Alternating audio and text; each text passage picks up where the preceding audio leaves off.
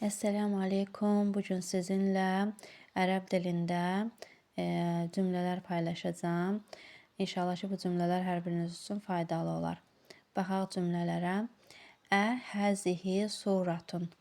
Bu şəkildirmi? Yəni suratun qadın cinsində olduğuna görə biz onun işarə əvəzliyində qadın cinsində veririk. Cavabında lə həzihi suratun, yəni deyir ki, xeyir, lənlə verir, xeyir, bu, səburatun lövhə deməkdir. Xeyr, bu lövhədir. Lövhə də qadın cinsində olduğuna görə həzihi işarə əvəzini istifadə edirik. Həl həzihi suratun, deyir, bu şəkildirmi? Sual verir. Biz də deyirik ki, lə həzihi nəfizətun.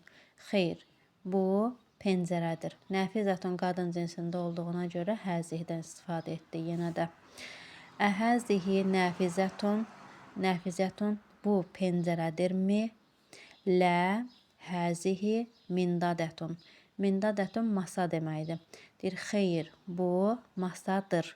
Yenə də həzihdən istifadə etdi. Çünki mindadətun qadın cinsindədir. Əhəzihi nəfizətun. Bu pəncərədirmi? Lə həzihi suratun.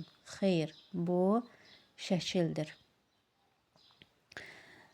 Sonra əhəzihi nəfizətun. Bu pəncərədirmi? Lə həzihi səbburatun. Səbburatun lövhə deməkdir. Xeyr, bu lövhədir. Əhəzihi mindadətun. Bu masadırmı? Lə həzihi suratun. Xeyr, bu şəkildir. Əhəzihi bintun.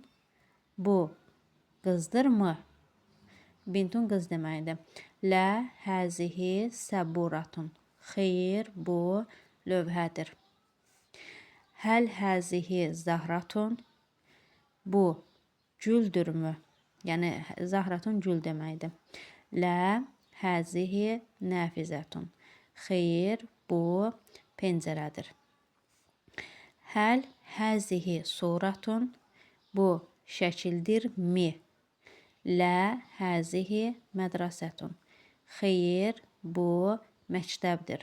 Bu dərslikdə siz nə öyrəndiniz? Deməli, sual verərkən həldən və əlifdən belə deyə istifadə edirik. İkisi də m, mim, m. Təsdiq cümlələrini sual cümləsinə çevirmək üçün istifadə edirik.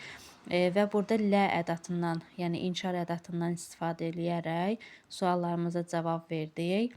Bu dərsliyimizdə qadın cinsində suallar verildiyinə görə biz də onu işarə əvəzliyində qadın cinsində verdik. Ümid edirəm hər biriniz üçün faydalı olar inşallah.